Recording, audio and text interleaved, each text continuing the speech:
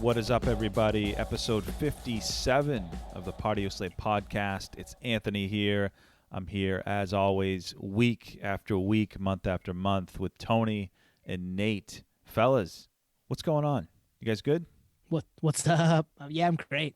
Yeah, the trifecta, the nerd trifecta. The Triforce, right? If this was a video game, it'd be the Triforce. So what do we got going on this week? We got something cool planned, right? We just finished a almost 2.5 hour conversation with a couple of buddies. Now the whole thing isn't recorded. Don't worry. This is only going to be a little over an hour. But yeah, we just talked to two of the boys from Trawl, Sean Matthews, vocalist, and Seth McClellan, the bassist. They also do a podcast called the Trawlcast. They're local Portland, Maine area funk metal. So I've known Sean now for just about 20 years. We grew up working in a similar mini mall in South Portland, Maine, and then we worked at the same shoe store right after we met. So I've known Sean since I think he was 19 and I was 17 when we met. So it was funny how we met this way. Seth found us originally, which is cool, and then told Sean that he had talked to us, and I was like, yeah, hey, I know Sean. Tell him Tony from Sports Shoe said hi, and you'll hear that. It's funny. It was a fun conversation. Those guys are cool. They do a couple of different things that we're into, and this is our conversation with those guys. If you like what you hear tonight, please check us out on the social media platforms, Instagram and Twitter at PatioSlave, and Gmail. You can email us at Gmail, patioslavepodcast@gmail.com. Thanks.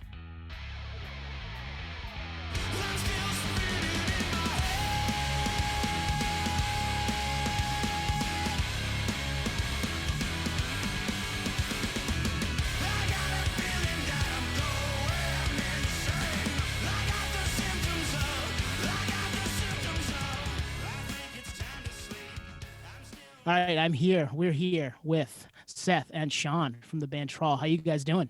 Good, man. Doing great. Happy to have you guys tonight. Pretty excited. We've been kind of, pun intended, circling each other for a couple of weeks now, so it's exciting to actually sit down and do it.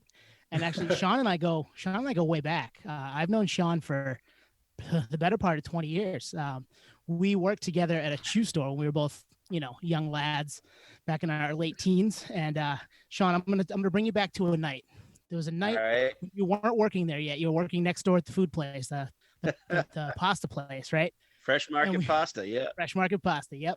You were working there, and some guy came in maybe 15, 20 minutes before we closed and proceeded to tell me he was going to take a bunch of stuff and pay me at a later date, or don't worry about it, I'm stealing this. And I was trying to get your attention because I was being robbed. And I was like, Sean, call the police, man. Holy shit. Yeah, and I was trying to get my coworker Ben at the time. Yep. He was in the store, and I was like, dude, call the cops. And he's like, I ain't no snitch. I'm like, I don't fucking care if you are. Call the fucking cops. And I think it was either us or the people next door, the CVS or something, that got a hold of the cops. But I remember that night. That was funny because you're like I see the guy in there and you're just kind of waving your hands like, hey, call. And I'm like, you want me to fucking call you, dude? Like, what the hell are you doing? I'm 17. I don't know any better. I'm not trying to get shot. I don't know what this guy's got on him. My coworker was hanging out. He's hanging out back with a hammer. Yeah, right. I could have come in with some fucking noodles and thrown them at him. So long story short, he took stuff. I talked to the police for a half an hour after. I had to fill out a whole report. And then maybe 3 months later, we were working together. You'd come over to our place and work with us. Yeah, they closed that pasta place down.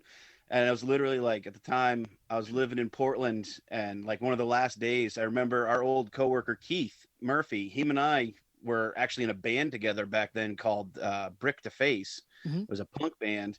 And he's like, hey man, I can get you a job at the shoe store with us. And I was like, yeah, fuck it. These guys are cool.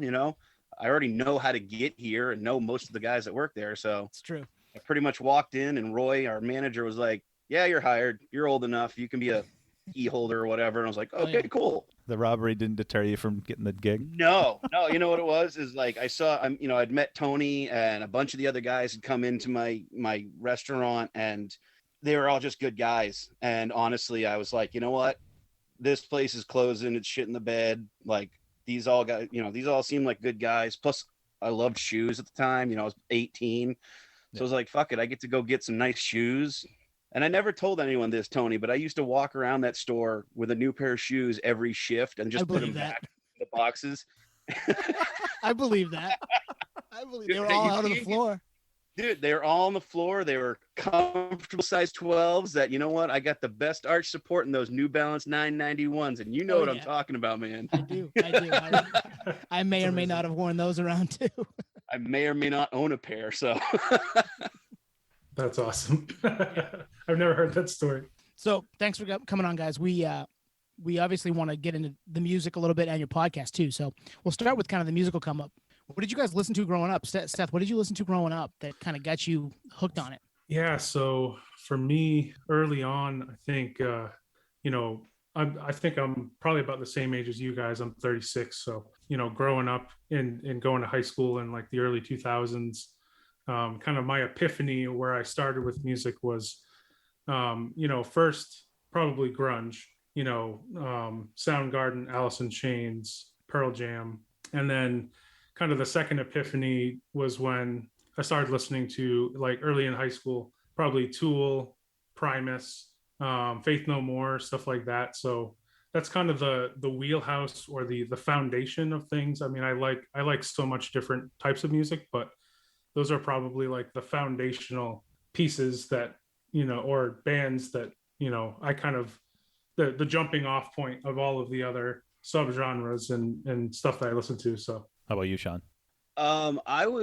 When I first got into music, it was kind of that early phase of like MTV when they played music videos. Like you saw everything. You saw a little bit of that early punk, like Offspring and Blink-182 and stuff like that, and like Bone Thugs and Harmony and those kind of things. So I kind of got into everything. But when I really started to form me musically, like I started to hit heavy with the punk rock stuff, Black Flag, NoFX, MXPX, stuff like that. Nice. Kind of morphed over the years. And I actually had a friend of mine in high school get me into stuff like Life of Agony and Fear Factory. And at that time I was like really heavy into ska. Like my number one band was Real Big Fish. So it didn't matter. Like that was the only band. And then he's like, no, man, check this band out. And, it was a Life of Agony CD, and I actually have their logo tattooed on my leg. River Runs Red? Yep. Nice. Yep. Everyone thinks it's a ladybug, which is funny. And I'm like, no, trust me, it's absolutely not. But like growing more into the heavier stuff, like I started to get in, I was really heavy into Coal Chamber. Zayo was huge for me back in the day. And they still are. But then I started to kind of, as I got through high school, it started to be more like Slipknot. And some of the weirder stuff like Black Dahlia Murder was really hitting me in places I didn't know I could be hit in.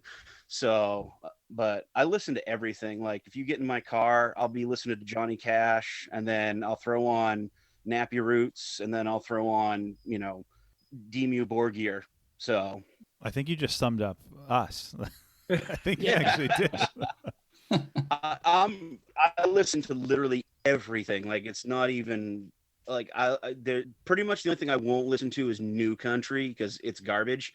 And I've said this on our podcast a few times. Like I just don't get it. Like it's basically pop music with a little bit of twang in the voice, which doesn't make sense to me. Like give me that old school Johnny Cash, Willie Nelson, Hank Williams III, that kind of stuff's like that's real country, Yeah, some stuff that like probably in the past 10 years that I've been more obsessed with. There's been an amazing hard rock and metal scene in Australia. There's so many amazing bands coming out of Australia that like don't always quite make it over to the States in terms of popularity, but 12 Foot Ninja is like one of my favorite bands that I'd say that definitely like Trawl has drawn some influence from, and then bands like Carnival. There's a band called Mammal that's amazing. Cog. Don't forget Osaka Punch, man. Osaka Punch is one that we've been on for a bit. So like, there's a lot of bands from that Australian scene that like we've just been kind of obsessed with that, are a little outside of like you're not going to hear them on radio, but just amazing bands. Nate, you love Australia. Love Australia. Yeah. Yeah. I thought you were going to move there at one point, right? I wanted to, and I still want to, but yeah, good call on that. A lot of good music coming out of Australia, and they always seem to capture a good distillation of what was accomplished here in the States. So you have like Silverchair, right? That's like a grunge rip off, but the songs are timeless and everything. Something I was thinking about when you were talking about all the similar music that, you know, we adore too. Were you going to shows growing up, like checking out these acts in concert and so forth? Yeah.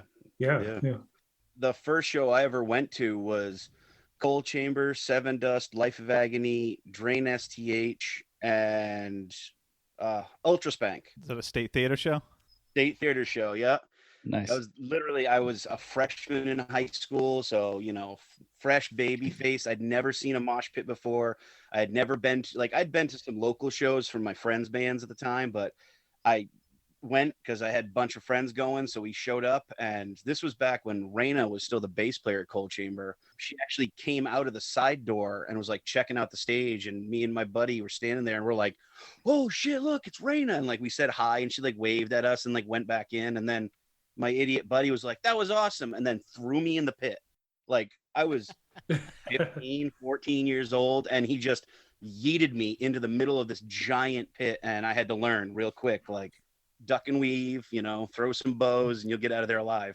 So you got, so trying to date this. So this is probably late 90s ish. So are you guys playing music at this point? So Seth, are you playing bass at this point? Sean, are you singing at all?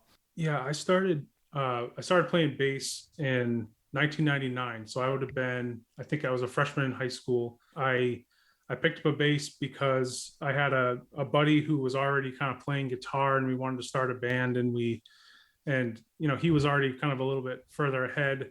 So I was like, you know what, I'll try bass, and it stuck. And like probably 2 or 3 months after I started playing, I joined this band.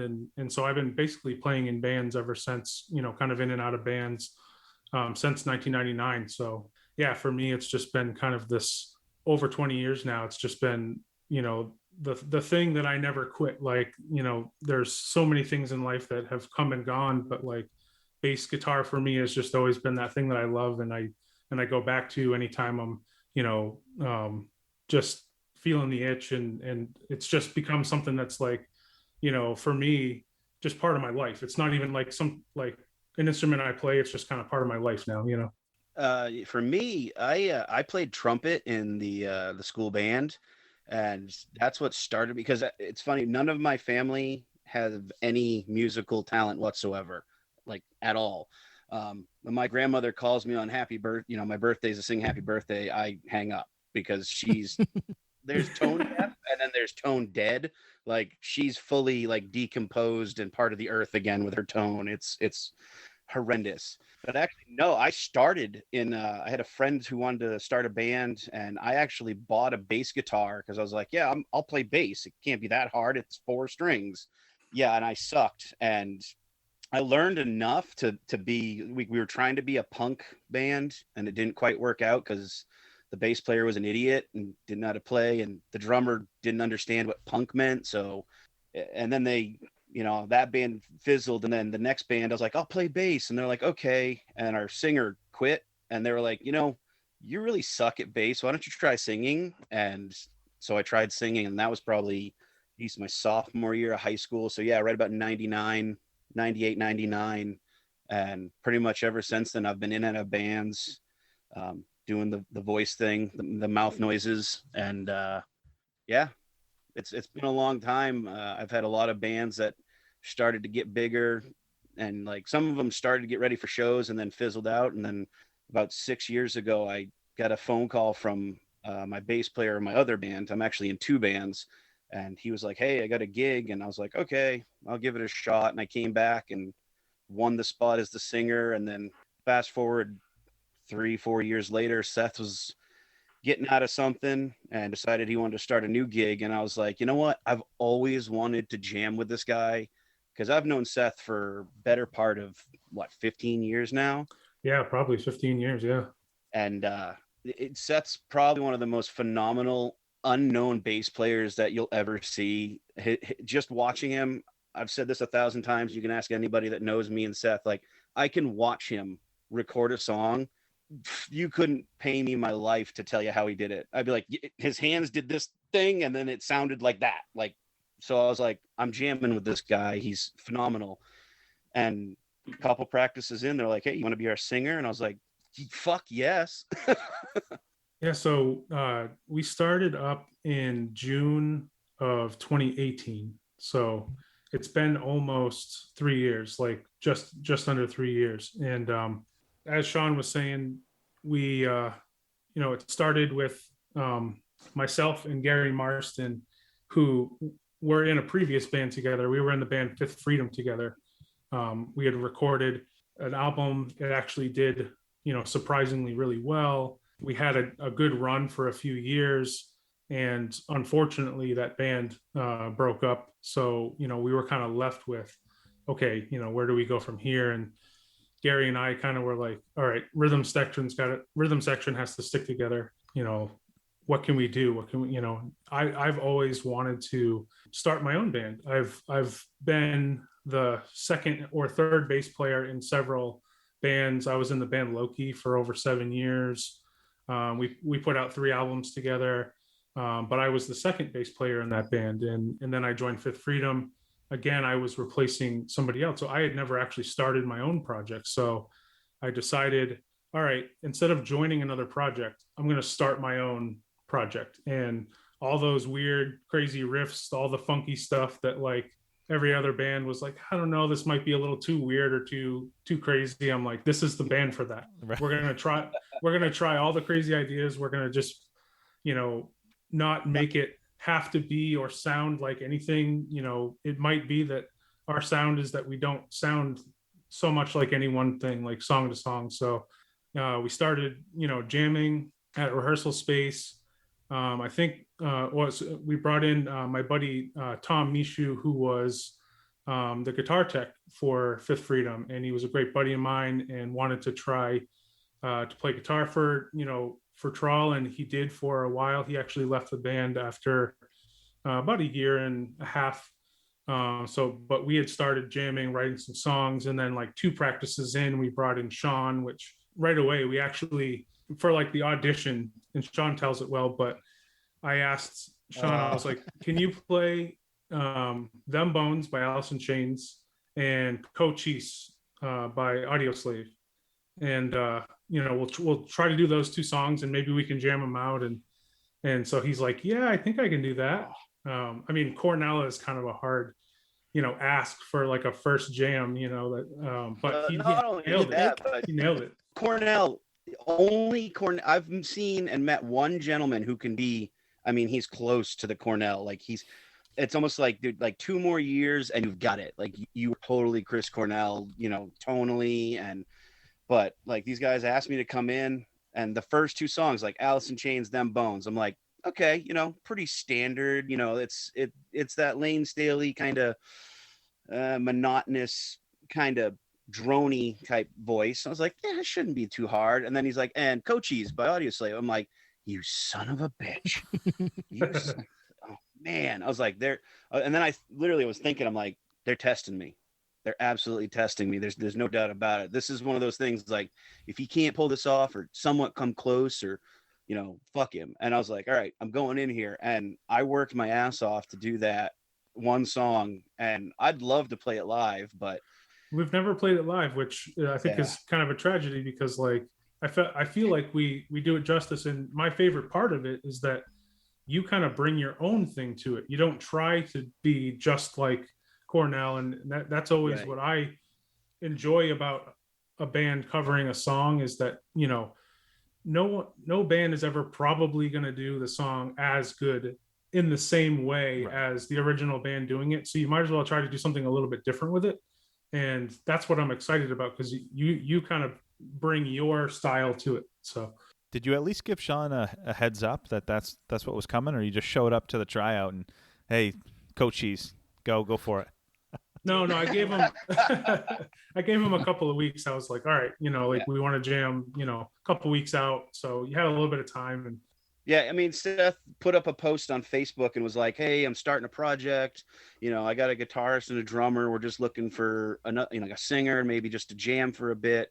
And then it turned into like, pretty steady conversation between Seth and I, like, hey, I'm actually interested. And he knew at the time I was in another band, and he'd seen me play a few times. Actually, it's funny because Seth and I met because of his band Loki many years before, and he had never really seen me perform or anything like that. It just kind of came in later on down the line. He was like, "Oh wow, you're singing, okay, cool." And then like saw me, he was like, "Dude, that was great." And I was like, "Hey, thanks." And then the conversation for the Trawl started, and it was basically like, "Yeah, I'd love to jam with you. I think you guys, I loved Fifth Freedom. I thought it was a good thing. I loved Loki. Like, if you didn't love Loki when you're in the local scene, then you were clearly mentally unstable and should be, locked up." But the conversation, and he was like, "Here's your 2 songs to come in." And for like a week and a half, that's the only thing I listened to was Cochise and Them Bones. And I got so fucking tired of those songs.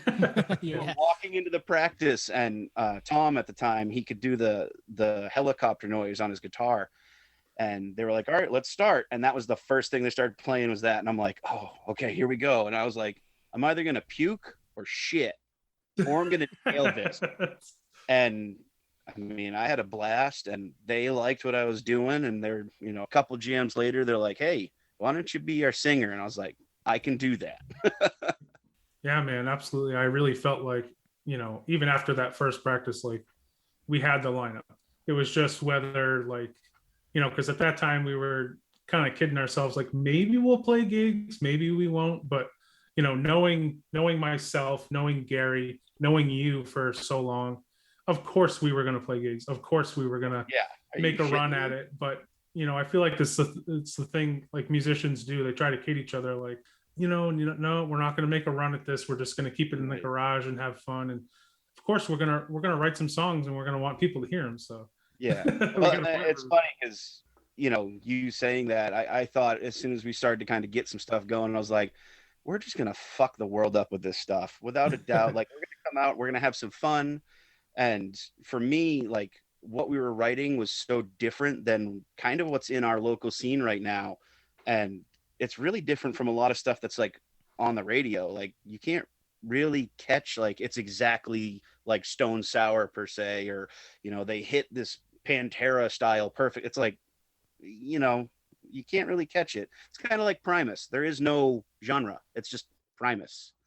I had a question for both you guys, just based on, kind of setting the standard with those songs, both Audio Slave and Alice in Chains. Were you guys classically taught, or were you learning off these songs, like how to play bass, how to sing? You said, Sean, that you didn't have any family that had any kind of musical background, so you're just learning by ear?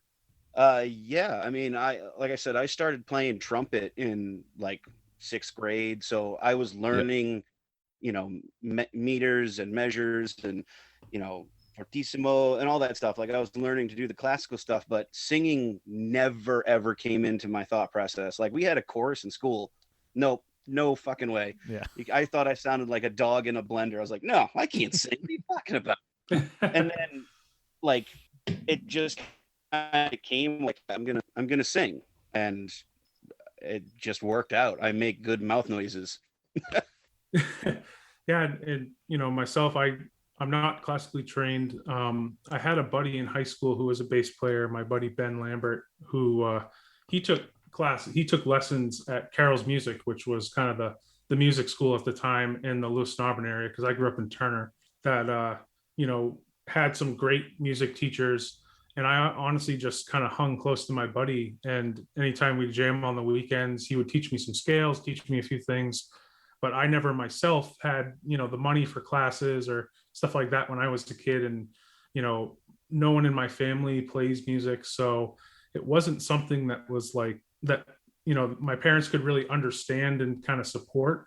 So it was something that I had to kind of like sneak around and do almost, and I guess really that's it. I mean, I took a music tech and theory class in high school. I didn't take music in high school, so I didn't learn how to read.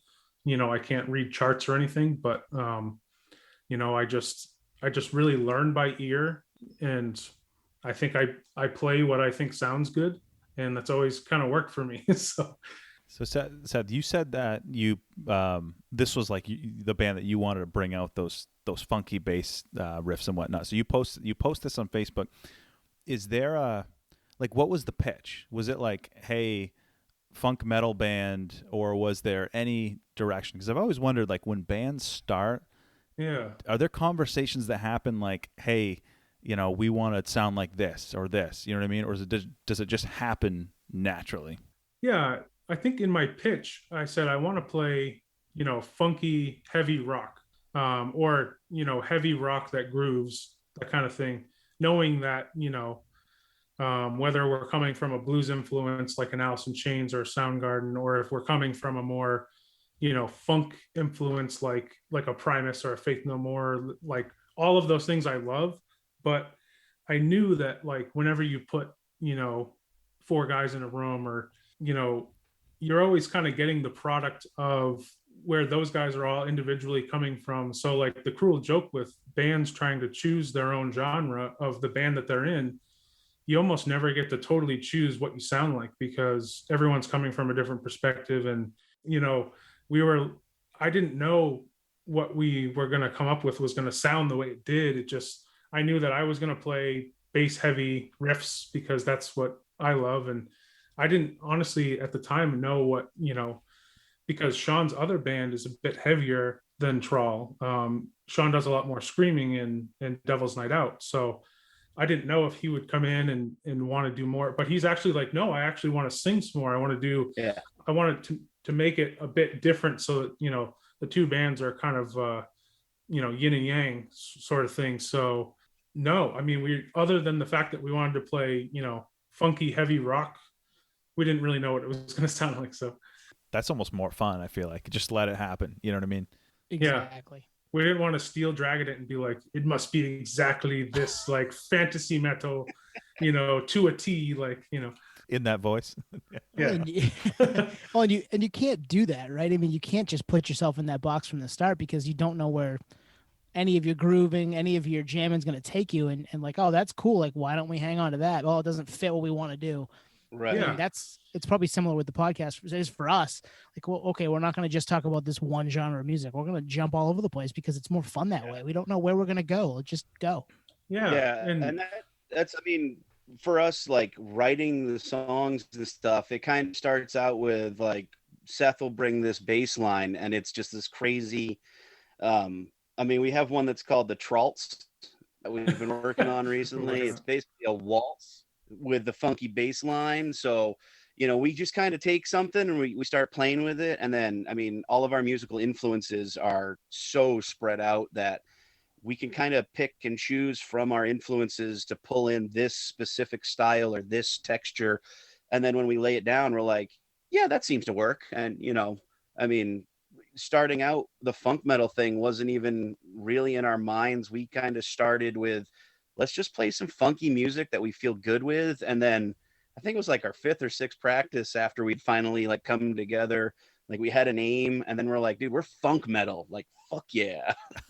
I think it was also like, because I had never really used that term before this band or even really thought much about it, but I started, like, looking up, okay, all of these bands that I love, like, you know, Incubus is thrown into that category, you know, everyone from, like, Incubus to Mr. Bungle to, like, you know, some of the older stuff, like, you know, Suicidal Tendencies, or, like, I mean, Red Hot Chili Peppers, obviously, are thrown into this kind of maligned category of funk metal, which is, like, a really wide array of sound. And it was kind of an odd choice for us to be like, let's call ourselves a certain genre, because not every band does that. And it might be a setup. It might be kind of like, you know, maybe we shouldn't have done that. But from, like, a marketing perspective, I thought, well, let's maybe give people something to be sort of intrigued by, because you don't hear it every day. You're like, what the hell does funk metal sound like? I have to hear this now. Right. So if anything else, maybe it's just kind of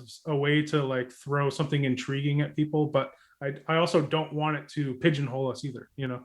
I think you kind of hit the nail on the head there. It is something intriguing. And when I first kind of caught wind of you guys through Facebook posts and stuff like that, knowing Sean, I was like, that sounds interesting. Like I want to check that out just because of the naming, the name of the band, the branding, the funk metal. It's like this all sounds like stuff that I'm gonna like. So I should check this stuff out. So you guys were kind of not ahead of the game, but definitely thinking of that aspect when putting everything together. It's not just music, it's also, hey, how do we market ourselves to the world? And I mean, it makes sense. Yeah, just something to try to stand out above all the other hard rock that's out there, because hard rock is just like a very general, junk drawer of a genre where like so much can be called hard rock. Let's try to call it something that maybe people will go, oh, like I have to hear that. Well, it's like that, the word metal too. There's you go to pop music and you have pop music. That's it. But when you hit metal, you have new metal, you have death metal, you have doom metal. There's 7,000 subgenres of metal, but no one ever goes into that funk metal because no one knows what it is. And we were just like, fuck it, that's what we're going with, because we're playing like Seth's bass lines are so funky that if you can't call it funk metal, then I don't know what you could call it. You don't want to go too far and call it like shark metal. You know what I mean? Because then it's like, all right, what's going on? Like, like a Monomarth with the Viking metal. It's like, it's a little shticky, Well, yeah. I mean, the first song we ever recorded, we went to Halo Studios to record our first single, and it's called Carcharodon, and it's actually a song about a shark. It's a reggae funk metal song about a shark from the point of view of the shark. So if that helps, we were kind of going for the shark thing, and it rips. The song's good. I mean, yeah. I've had the EP in my car now for a week plus. So awesome. Yeah, no, it's good stuff. And you're right. It's from the point of view of the shark, and yeah, it's cool. And it feels right. You guys lean into that sonically and vocally and lyrically. Like you're not. Mm-hmm. I don't think it's in your face, but it is there. You are thinking about it when you're listening to the music, whether it's be the bass line or the guitar riff, or you're like, oh man, this kind of feels like there's something around the corner that I should be a little scared of. Yeah. Well, it's funny because when we first started writing that song, I think Tom was showing Seth like a Bob Marley riff, and it like he screwed it up a bunch, and then we were like, wait, what were you doing there? Do that again. And then once we started getting into it and I wrote all these lyrics, like we kind of tied the song together, and in practice, I'm sitting there, and when you're practicing as a band, you kind of face each other. And the first time we played it through without stopping, without, altering stuff, I looked up and Seth had this shit-eating grin that was about 3 miles wide, dude. And I was like, oh my God. And we started playing it, and we did it again, and we did it a few more times. I came home and I went to my old lady and I was like, when we play live, watch Seth's face during this song. And she went, okay. The whole fucking lead up to the end, there's this shit-eating grin like, y'all don't know what you just got yourselves into, but you're gonna get hurt.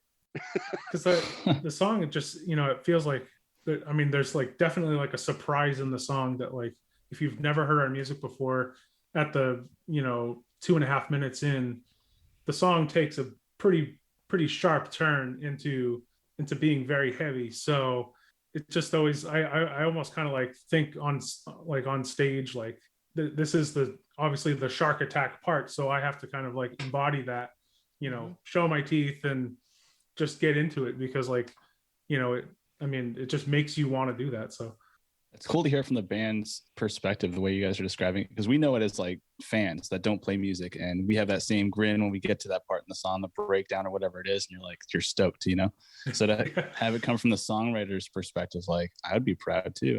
Something you conceptualized and you're about to rip it live, and it came together in the perfect harmony. It's amazing. Yeah, it's magical, and it's literally one of my favorite parts of any song. Is when you find that one sweet spot, and it's maybe a twist in the song, or maybe people aren't expecting that from your band, and then all of a sudden, like, you hit it on stage and people are like, oh shit, what was that? And you're like, yeah, you like that, don't you? Yes, you do. That was one of those songs that, like, we couldn't have tried to write.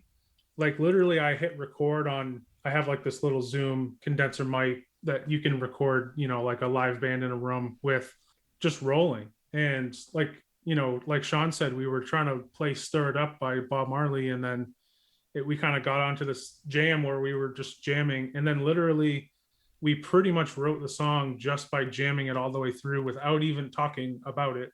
And then, Sean had come up with the lyrics for it. So like, I don't think we could write a song like that again if we tried. It's just one of those things that happens when everyone's in the right mindset, when, everyone's feeling a certain vibe or whatever. And everyone had just recently watched Jaws together. and if you don't, like record that stuff, sometimes like the next day it's just gone. Like nobody can remember it. And it was like, oh, that was a cool jam we did. But unless you hit record, like it would be gone forever, I'm trying to think. So you guys started in 2018. The last year plus has been kind of a wash from a live music perspective. So were you guys playing out before COVID? Yep. Yeah, we were. So, we spent pretty much almost the majority of the rest of 2018 kind of writing, preparing. We ended up playing our first show at Empire in October of that year. And from there, it was kind of off and running. So from, end of 2018 through 2019 was our most, busy and productive period. We played a bunch of shows all over New England, New Hampshire, Connecticut, Maine. Really, felt like we kind of came into our own as a live band and had a lot of fun. Recorded another song. We recorded Vertigo in that time frame, and basically, was it probably December of 2019, just before we were like, oh, we'll take a little break, we'll do some recording. So 4 months before the pandemic started, we were like, oh, let's take a break for the brunt of the winter, just so that like we can sharpen our axes and do some recording and kind of get ready for the next phase of the band. And then all of a sudden, boom, pandemic. So we were completely shut down. So yeah, we had a show. It was like March 20th, because that's my oldest son's birthday. We had a show at Gino's in Portland. Used to be called The Skinny. Was a porn theater. Slanted floors. Yeah. Still don't lick or touch anything on the walls. Pre-pandemic, don't do that. Yeah, pre-pandemic, like post-pandemic, definitely. Well, new ownership. Yeah. The Curies are putting a lot of new stuff and money and effort into it. So I have a feeling it's going to come back strong. I feel like that can be a cool place to see a show too, if the right crowd's there and the right band's there. So oh yeah, we had a show set up, and then it was like a week and a half, 2 weeks before, like we started to get the rumbles of this might not be the time to be playing shows. The CDC's saying some stuff, and like we kind of played it by ear, and it was like a week before, and it was like, nope, we got to cancel it. Yeah. It was like, all right, cool. And that was actually our farewell show for our guitarist Tom. He was actually stepping away, and it was going to be our last show for a bit until we found a new guitarist to come in. And it just so happened that the pandemic shut it down, and we had time to kind of step back, take a breath, reconfigure what we wanted to do and who we wanted to be as a band. And then like we happened to fall in with our current guitarist, Justin. Yeah. And Justin Patry, he's been in many other bands in the past. He was in Athame, Left on the Outside, a few others. And, we've been friends for years. Somebody that would always kind of reach out to us. And he was actually the first one to reach out to us to offer us a show. He had been to a few practices. It was almost like he was kind of, in the band before, or, he was definitely a friend of the band. So it was the most logical choice for us to be like, hey, Justin, do you want to actually, be in this band? And so we were excited, but at the same time, it's March of 2020, and we weren't able to really even get together in the same room until probably, I think, June was when we were able to, kind of start practicing again. And, in that time, I'll give Justin a lot of credit. Like he listened to all of our, the songs that were recorded, but also a lot of demos that were just kind of haphazardly like, all right, here's an idea for this song or that song. He learned everything, and he came with so prepared, like so insanely prepared. So we were able to really just start jamming right away in June. So yeah, we've talked about it on this podcast. There's going to be a lot of bands that don't come out of this pandemic. They just whatever stage they were at, they're not going to continue. So yeah, it's very sad to see. Yeah, it's so unfortunate because there's so many amazing acts, and a lot of people don't realize like their local scene may be the next scene that blows up big, like, punk rock in the 80s with California, or like the early 2000s Western Massachusetts metalcore. Like, you don't know if your local scene is going to be that next hotbed. And with this pandemic going on, there's so many bands that are probably just going to shut down and call it quits because they can't do anything. They're not making the money they were, or, they can't play shows until like 2030 because whatever reason. It's sad. And I hope these people that are, in bands that are shutting down, I hope they find that drive again. And I really want to see them come back, whether it's just to continue or to come back with a bigger tenacity to just make music and make people happy and make people feel the emotions that they're putting into these songs, Yeah, agreed. And, I think for us, what helped is, Justin coming in, we were able to show him our material and the idea of, because we had to really shift things around from the way we were doing things before with, going to Halo for the first 2 recordings.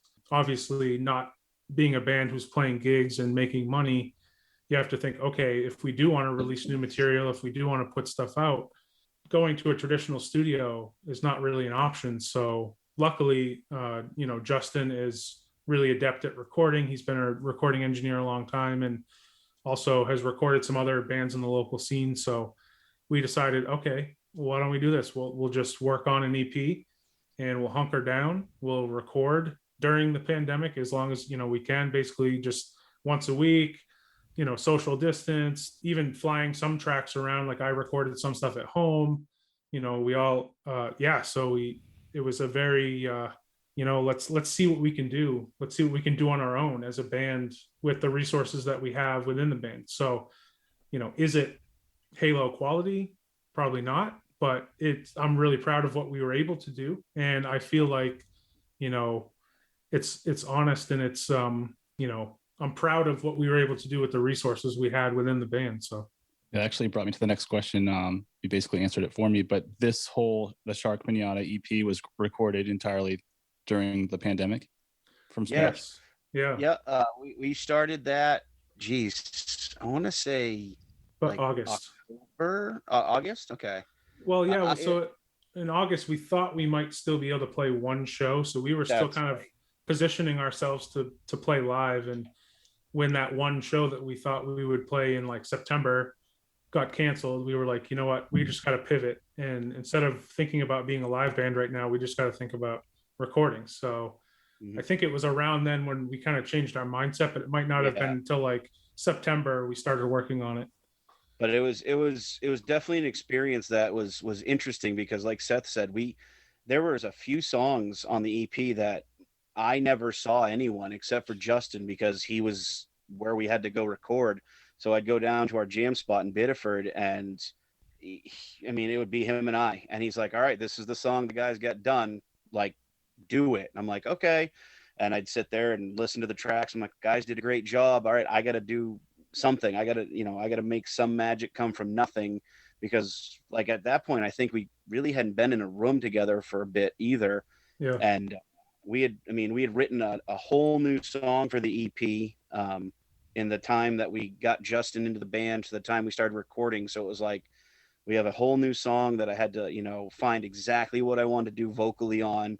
And it was odd at first, but then after a while we started to keep that, like the social distancing in place. And, we were working together as a team. And like Seth said, he did some bass lines at his house. And I think 1 or 2 of them are actually on the EP.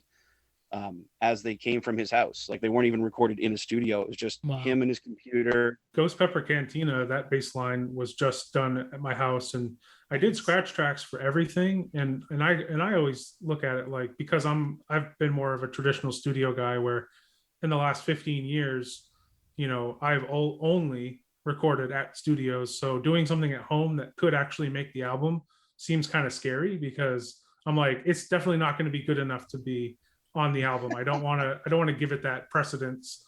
But there was one bass line for Ghost Pepper that Justin was like, I don't know, man. I feel like this one just has it, and you could do it again if you wanted, but I like this one. So I was like, you know what? All right, let's keep it. So yeah. That's wild, doing stuff at home and having it make it on there. And I mean, honestly, I would not have known that without the story. So, it came out great. Just looking at it, I have it right here. Brought it up from the car. Awesome. Nice. The album art is awesome, both inside and out. How did that come about? So everything besides the cover is all me. I designed and did all of the interior art and kind of the concept and design. The cover itself, I actually had commissioned. There's a really cool artist named Adam Handal from Indonesia. And he's a young kid, and he's got this cool style. It's like, I think if you were to look it up online, it would be considered like neo-expressionism.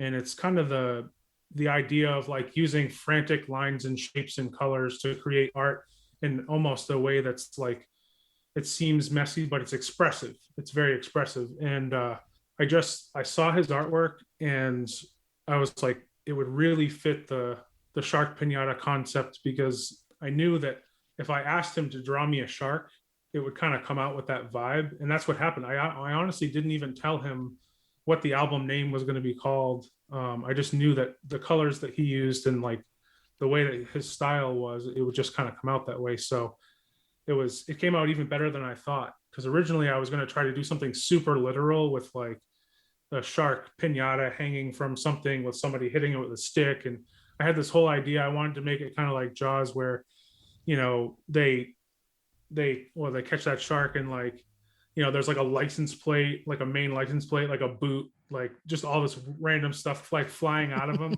which might be cool for like a 20th anniversary reissue or something. But yeah, save that idea. It's a good idea. Yeah, it could be for vinyl press, man. If you do a vinyl press, that could be.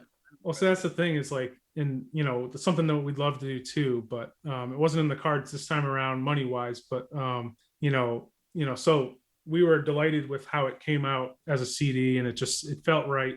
So we stuck with it. Just a question off of that. Where did you find the artist? Just randomly, or?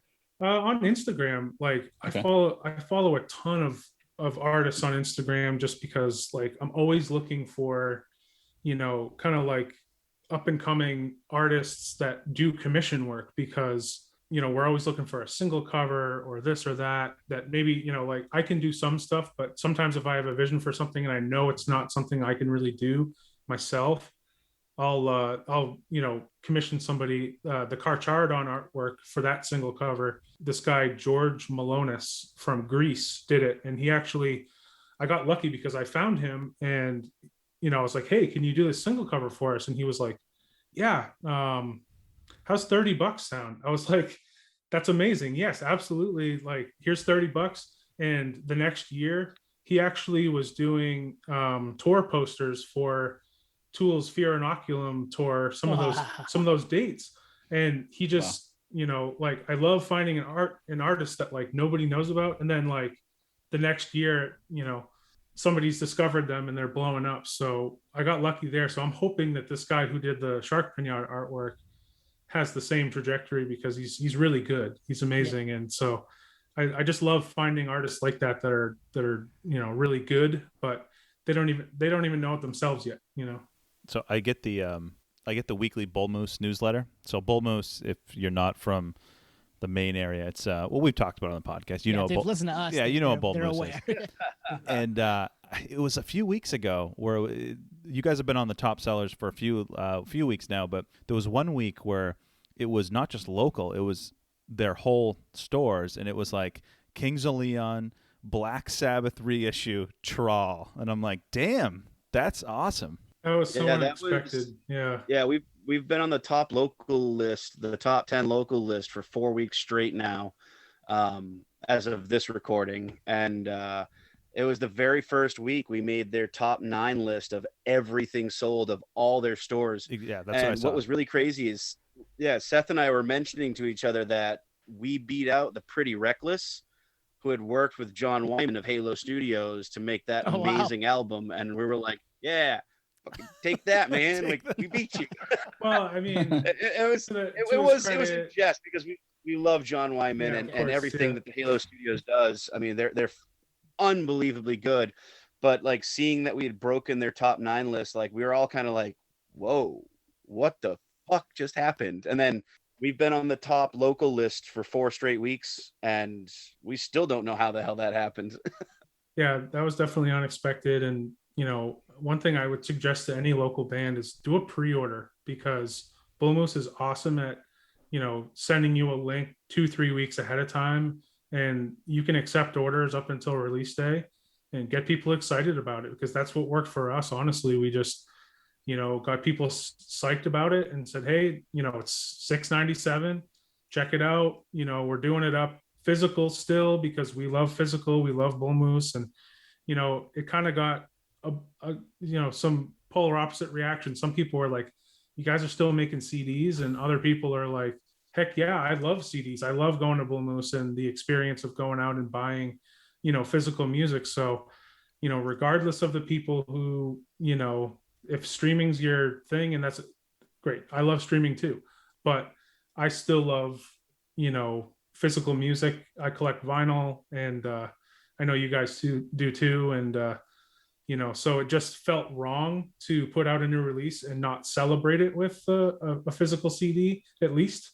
Maybe someday a vinyl if you know, we ever, my thought is if it proves itself, you know, if this proves itself and people actually like it and support it, then maybe we'll do the vinyl. I think a CD is a good litmus test for, all right, is this worthy of pressing on vinyl? Because I don't think, you know, it's one of those things where you want to make sure that it's a big investment, so you want to make sure people are up for that. But and I've done it once before. I pressed one of my previous bands we did on vinyl, and it went well, but we literally sold the CD for a year to save up the money from selling the CD to go and buy the vinyl version of it, just to break even on, you know, being able to produce it and you know, put it out there for people with like 4 color variants and all that. So it's definitely worth it. It's a labor of love, you know.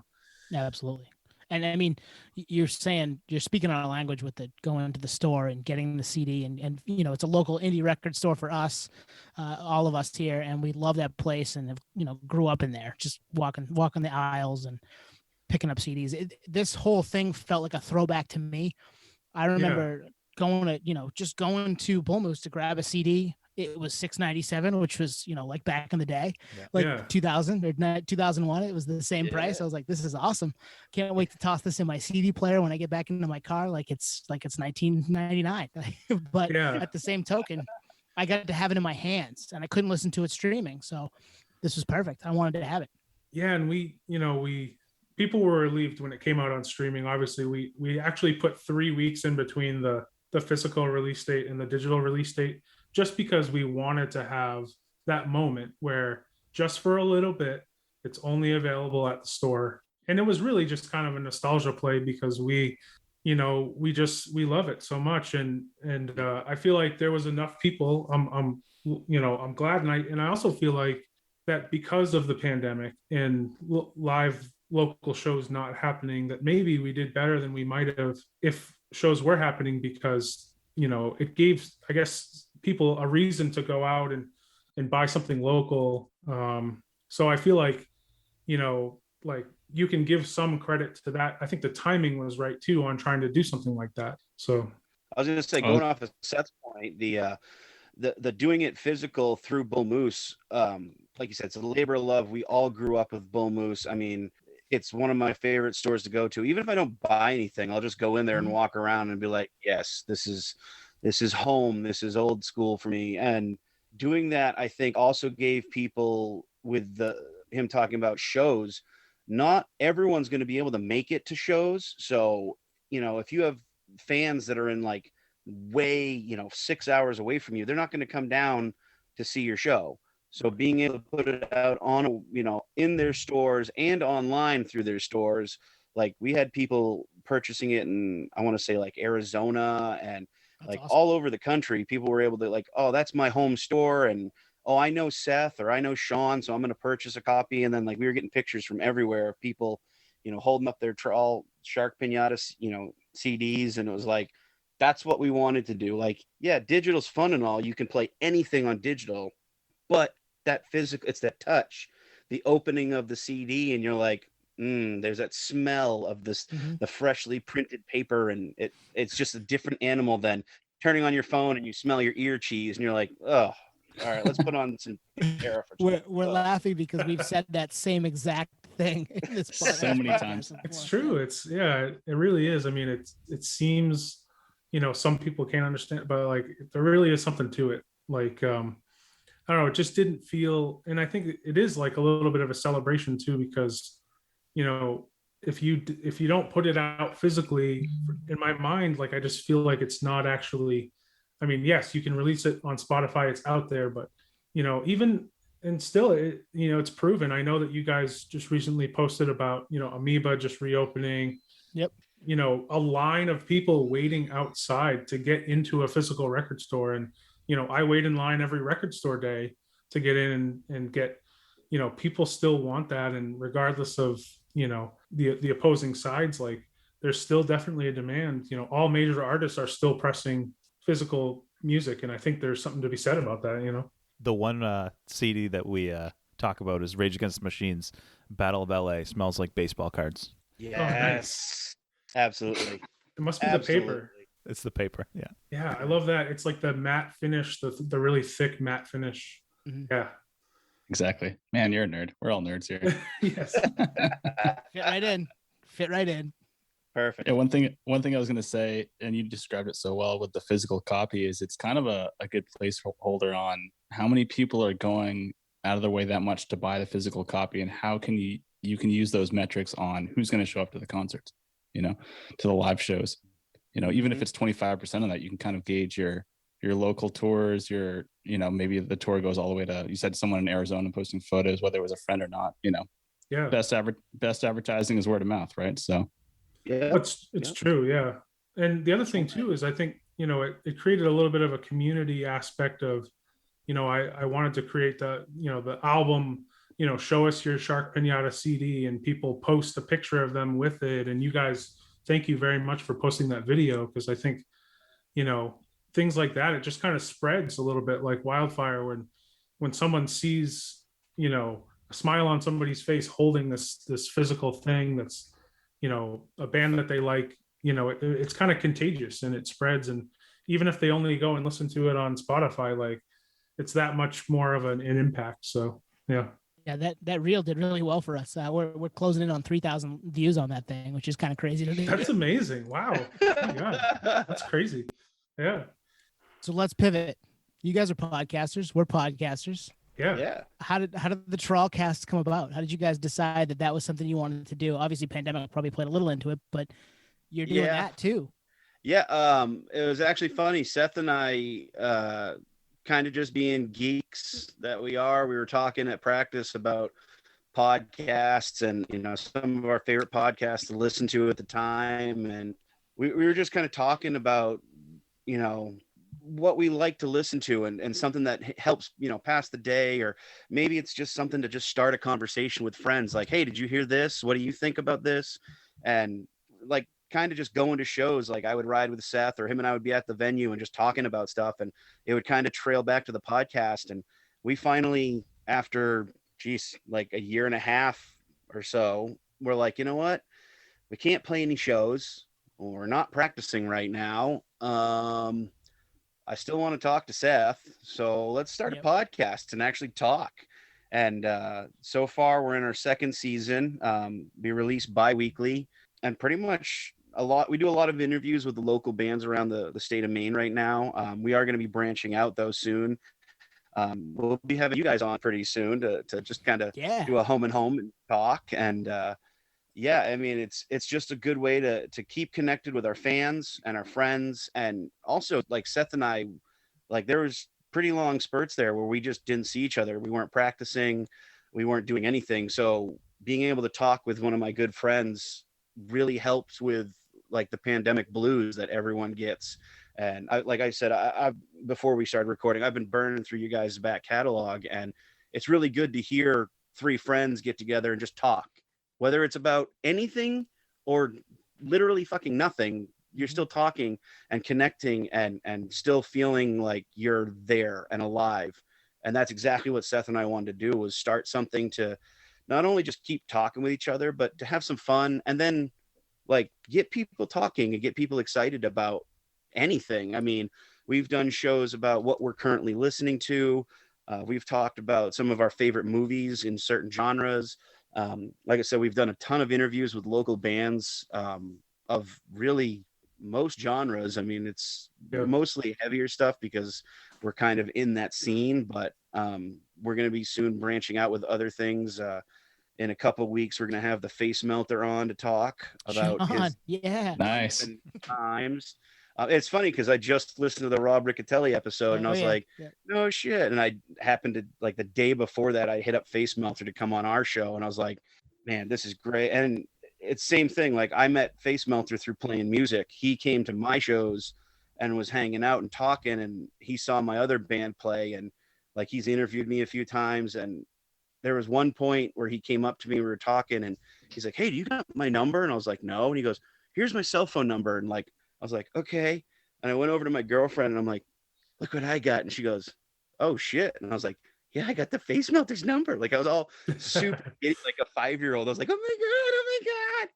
And I actually had to explain it to my son the other day, like why the Face Melter is so huge and why I was acting like an idiot when I got his phone number. So, because my son's 16 years old. He doesn't even know if it's not Minecraft or Xbox. He doesn't know. For those of you who don't know, the Face Melter was on our local rock radio station, alternative rock radio station, WCYY, which we our episode 17 guest also on there for a very long time. He's Nate and I have met him a few times, hung out with him a few times at different concerts over the years too, through Rob, obviously, for Rob's being one of our close friends. So yeah, Face Melter's cool. He's rock royalty around here. He absolutely is. And having his phone number in my phone, it was one of those cream your pants moments. I was like, oh, like I look through my phone and I see Face Melter. I'm like, oh my God, like I have his phone number. And I mean, I know he's doing internet radio now. He's part of the Rock Rage radio group, and he still does a radio show and goes to concerts and venues when they're happening and does interviews with big bands. And then he also hits up like a lot of local bands and small time bands, because he knows that these big bands like Trivium and Atreyu and, you know, Slayer, they all started somewhere. And it's these little weird pockets of these dirty bars where these guys are, maybe they all get up at 5 a.m. to go to work, but that night it's a different animal on that stage. And, you know, Steve, he may be a, you know, manager of a bank, but tonight he's a fucking amazing drummer and you're going to watch him play. So had you guys done anything like that? Like, radio or anything like that in the past? Like, Sean, you obviously kind of grew up in front of a mic, so you're probably versed in it, but was this just a new territory for you guys with the podcast? Yeah. I've never done anything like this, and this was literally Seth and I. Like, having a microphone in your face is one thing, and being on stage is a totally different animal too, but being behind a podcast, you know, rig and trying to interview somebody and not sound like a total dumbass, totally different animal. Been there. Yeah. I say, you guys feel that pain. It's you don't want to stick your foot too far in your mouth, but maybe you want to taste your toes a little bit. Like, you kind of want to push the envelope, because if you do, you might get a great response out, and you also may get like, "Fuck you," and that's the end of the end of the recording. Like, and then these guys never talk to you again. You're like, "I'm sorry." I had Scott Russo to tell me that I dissed him. I was like, oh shit. Like the third interview we ever did. He's like, that sounds like a diss, man. I was like, no, man, don't leave. He's like, oh, man. I'm just kidding. He was just fucking. I heard you like trying to like backpedal a little bit. Oh, yeah. No, man, I was serious. He's like, yeah, whatever. I mean, so far we haven't had that issue with any of our guests. Most of our guests have been, you know, friends of ours or local bands that, you know, maybe they're not pushing anything, but they just want to talk. And it's good. It's good for us because we get to, you know, connect with these guys a little bit more. One of my favorite episodes in, you know, recent memory is the one we just did a couple weeks ago with a band called Twin Grizzly. And I mean, super phenomenal musicians and some of the nicest guys you'll ever meet. And they're brothers. Like when you hear them talk about the music and the band, it's not a business adventure, and it's not like this thing we have to do. They're literally friends. Like they go to each other's kids' birthdays, they hang out, they do everything together, and it's a family instead of a, okay, Seth's my bass player and that's all he, and like, no, like they have this family atmosphere. And I think with Trawl, we're kind of the same way, where we hang out, we talk. We all know each other's families. I mean, Seth can come over to my house anytime and steal some of my vinyl, or I've given DVDs off my friggin' rack. Like, dude, check this movie out. And like, we talk and hang out as much as we can safely. Definitely. And yeah, to circle back to, your question, well, both of them really, with the podcast, this was, totally new for me. I had done radio interviews in the past with previous bands, and honestly, not very well. I've never been very good at radio interviews, and I've always been the one, like the traditional bass player, in the sense of like, I'm never really on the mic. I'm like the guy that says like, thanks everybody, and like, at the end of the interview, and like, peace out. Like, so, but I feel like I have so much to say. It's just all up here. And like, I had to get to a point of comfort with, and Sean definitely helped me, just like,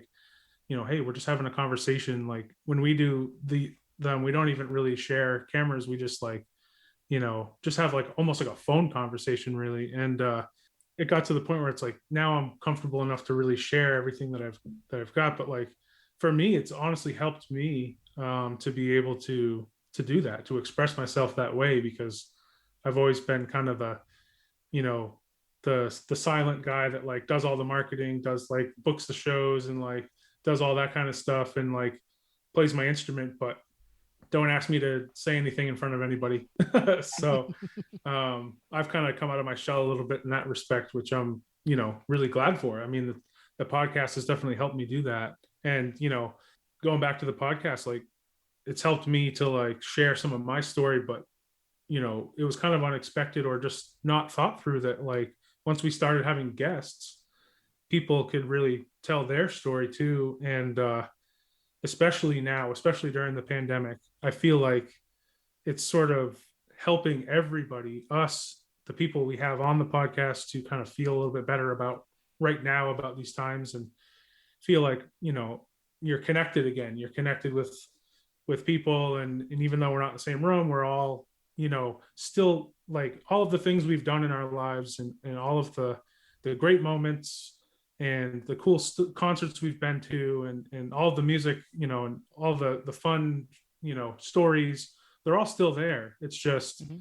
they're, it's going to be a little bit before we can all, do those things again. So I think it's helped to keep some of that alive in a respect, Yeah, I think the timing for both your podcast, our podcast, everything, is the fact that everything kind of went on pause, right? So it's like, it gave us an opportunity to kind of geek out, like you said, hang out as if we were on the phone or at a concert, even better, right? Like hanging out and geeking out on the things we talk about. But now that things are quasi getting better, we always wonder, like, we're all scrambling. We all have our professional careers or whatever. Is it hard to balance? I mean, you guys have a third element, which is the band. You got the podcast, the band, and your career. Is that a hard thing to balance for you guys? Or? Not too bad, really. I mean, by day, I'm a vice president of marketing at an insurance agency. So it's a busy job, but the good news is I get to work from home. So especially these days. And so after 4:00 every day, I can be whoever I want to be. I can be the bass player for Trawl, and I can, do this podcast thing with Sean, and that's fun. And, any side projects or things, I'm always working on something, I feel like, I don't know, if I'm standing still too long, or not, if I don't have enough to work on, like, I feel like my creativity or expression of being able to be creative is tied to like personal happiness. So if I'm busy doing creative stuff outside of my job, it gives me that secondary thing to think about, where I'm not thinking about the day-to-day, or I always want to take care of my responsibilities, of course, and but at the end of the day, I'm thinking about that podcast we're doing coming up next week, or I'm thinking about the song we're currently writing, or every day, right? Yeah. So it's funny, the marketing aspect that makes sense, and also you not wanting to sit still. Sharks don't like that either, right? So you guys, you gotta keep moving, man. Exactly. Yeah. It's a bit different for me because I'm a warehouse manager for a flooring company, and that's my 7 to 3:30 job. So I'm out fairly early in the day. But then I have the podcast. I have 2 bands that I'm a singer in, and I also have my family life, which is 2 children and my lovely lady. And it's a bit of a juggle, but if I take a moment and take a breath, like I know, tonight I'm recording this with you guys. Tomorrow night is trawl practice. Thursday night is, basically family time. I'm going to sit down, eat shitty pizza with my kids and my girlfriend and, hang out. And then Friday night, it depends on my work, but Friday night, I may end up going to my other band, Devil's Night Out. I may practice with them, or I may have the night off because they can't do practice. Usually the weekends, normally when there's no pandemic, the weekends are for shows. So we kind of set up, for me, it's a juggling act because I have Trawl or Devil's Night Out. And it's like, well, I'm playing a show Thursday with there, but I can do Saturday over here with you guys, or you know what, I've already got a show booked, so I can't do this one. But it's as long as I'm focused and paying attention, I don't fuck up too bad. I think. I want to hope so. Well, my old lady hasn't killed me, and I've been doing 2 band thing for 3 years now, essentially. So, but yeah, it's like Seth's saying, it keeps, if you keep moving and you keep your head kind of clean, you can get right to the, all the tasks. I mean, Trawl's doing fantastic. The podcast, we're having way too much fun doing. And then, just other stuff in life is fun too, because you got to find time for those things. If you don't, you're kind of losing hope in the situation, and that's what you can't do. You got to keep hope no matter what. I mean, it could be we're in a pandemic. For the last 18 months or so, 16 months, we've just been in the shit. And now it's time to start digging our way out, taking those breaths of fresh air and saying, I'm going to be better this time around, or I'm going to do good, or I'm going to survive this no matter what, because the last year of my life has been absolute fucking shit. I got to change me. I got to change my surroundings. I got to better my family's situation, stuff like that. So EP's out, as we said, it's done great. The world looks to be opening up. I mean, we're seeing big festivals announced. So what's next for you guys on the music side, on the Trawl side? It's a good question. I know. Yeah, it's a good question. So, well, we're working on a couple more songs that we have been writing for the past couple of months, but I don't think we'll dive right back into recording quite yet. I'm hoping that we can do some maybe like outdoor shows this summer. And I think it's going to kind of depend on if anyone's producing shows that I feel that we can trust, that is kind of putting things together the right way, and they're thinking about, the important stuff and the guidelines and making sure people stay safe, because we don't really want to play a bunch of like, barnyard, like super spreader parties, like everyone pile in, like, we don't want to do like some unsanctioned, like terrible backyard party or that kind of stuff. But like, we'd love to do something outdoor, this summer, if it was like obviously done right. I think that's the thing is, but we'll have to see what happens. I mean, if they do like limited capacity, smaller venues with like, 30, 40 people or something spread out, and, maybe that's possible. I don't know. So I think right now, as a local band, we're kind of waiting for, I guess, some of the outlets. And I know you guys had like Lauren Wayne on recently, talking about their perspective from like the State Theater. And, there's some smaller venues that are, obviously kind of in that boat where they're like, okay, well, when's the time when we can start trying to do something? Like, I feel like we're probably going to take the lead from the people we trust as far as if they're putting together something worthwhile and safe, then we'll jump on it. But I don't really personally want to be like that band that just like goes in way too early, way too heavy handed, and just like plays a bunch of stuff that, people are going to get sick at. So yeah, we don't want to be the band that's known to kill your grandmother. Yeah. So pretty much the nicest way I could put it. Yeah. That's fair.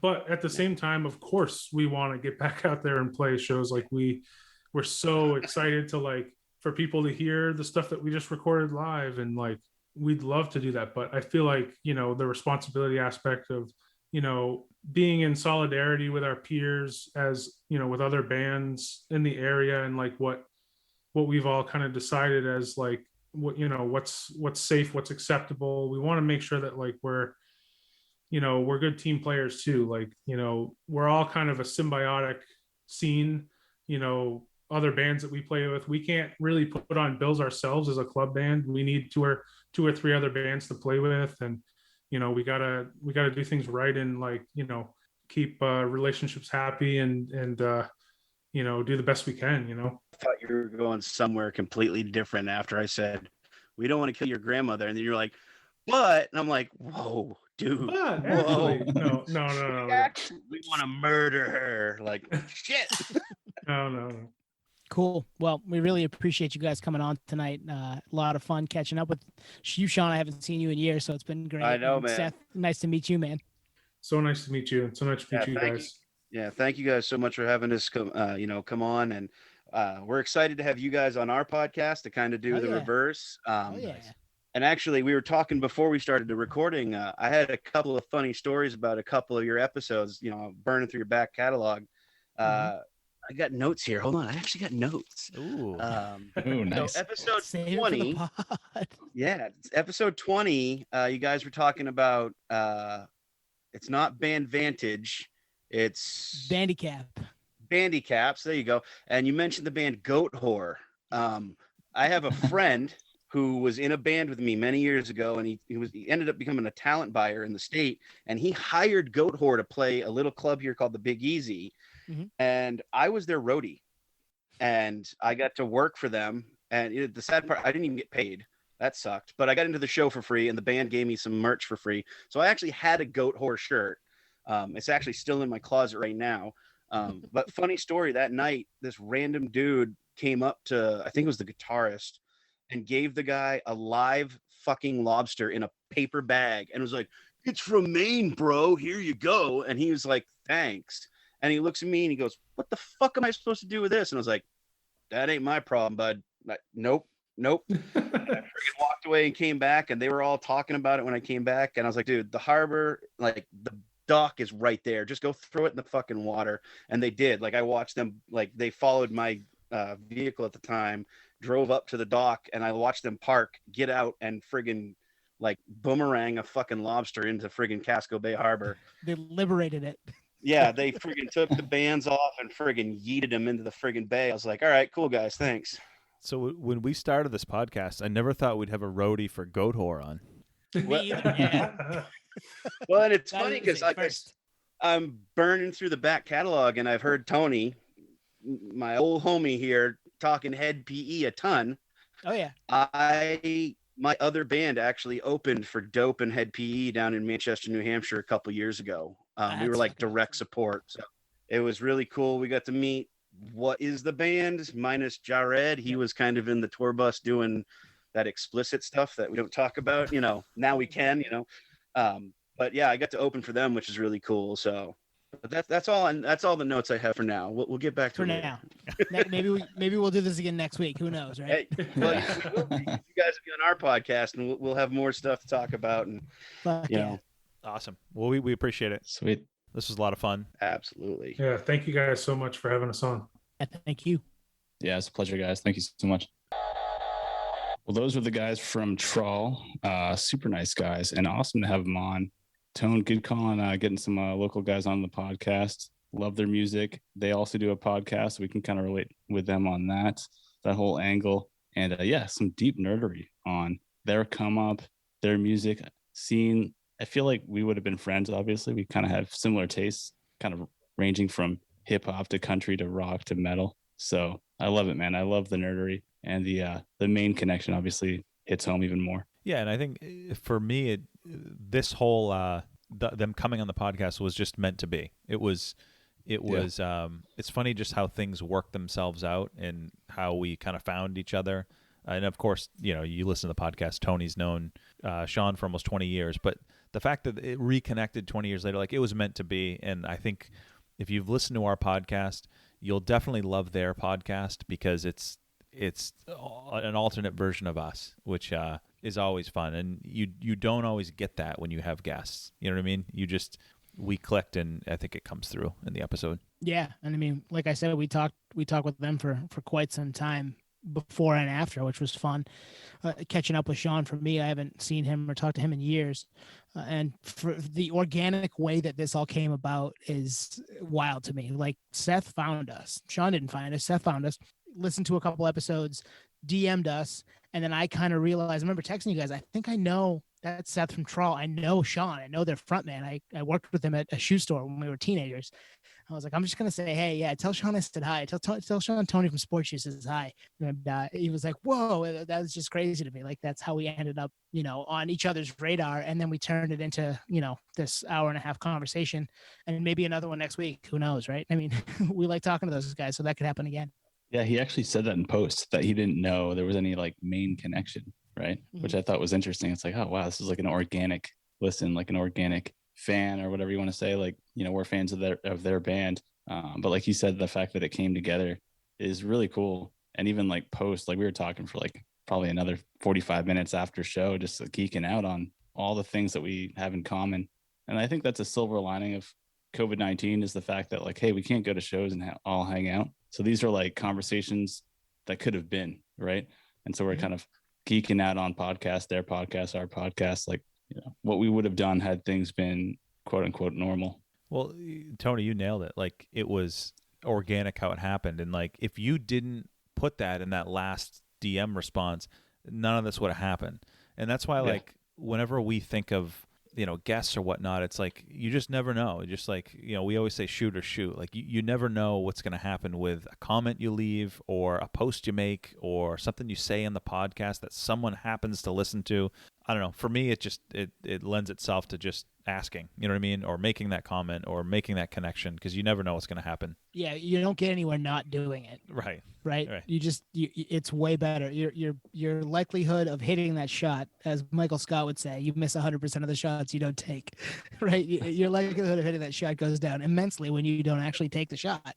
So even just, hey, answering the DM to the point where it turns into a full-on episode of a podcast with guys who we think are talented, who just put out a new EP, and yeah, we know them a little bit, but before that, just checking out the music and being music fans and being down with the Portland, Maine scene and the funk scene, the metal scene. Yeah, like I want to talk to those people all day, whether or not I knew them in a past life. It's fun how that obviously added a little layer to it, but I would have liked to talk to those guys either way, and the fact that they're kindred nerds like we are. Hell yeah, I'm all the more into it. Oh, so true. I mean, I never told you guys this, but for the longest time in my phone calendar, I always put like things I want to do or nerd-wise, like shows I want to see. Even if I don't have tickets for, I'll just put it on the date of the calendar so I keep seeing it. I'm like, eventually, almost like a vision board, I guess you'd say. So for a while, I had public speaking in there because I knew that it was going to benefit my career if I did so. And so when this podcast kind of came to fruition, I was like, nice, this is checking that box. And like we were talking off air with those guys, like, man, like it's rough. Sometimes you're just eating your foot or, putting your foot in your mouth and just kind of going with it. But it's like, well, shit, you got to learn somehow, right? So yeah, like you said, like getting those guys on talking and just kind of relating on even just the fact that we're both running podcasts, kind of not really knowing what we're doing, but learning as we go and getting better and more comfortable as things progress is awesome. And the fact that from Maine, obviously there's, we have our own little way of growing up and things that we're used to. So it's very relatable. But the podcasting in particular is fascinating because it's just, there's so many dynamics on running a podcast and hearing their side of things. And then we try to relate it to like music, like we're like a band and this is our podcast, this is our show, but they are a band, and they have that other dynamic and little tidbits that we learned, like the whole Bull Moose pre-order thing. Like we always wondered like, oh, those CDs that come out major label Linkin Park Hybrid Theory. Like you get it at Bull Moose first, week of the release. It's like $6.97. It's like, oh, that's a great deal. We had no idea that was like a pre-order from Bull Moose to get that on the cheap. That's kind of cool. Super fun conversation. We hope all our listeners liked it. If you want to check Trawl out online, they are at, if you're on Instagram, they're at Trawl Band, TRAWL. Obviously, we'll link it in all the show notes and everything like that. Their new EP is called Shark Pinata, and if you can actually order it online, like we said in the episode off Bull Moose. Check them out.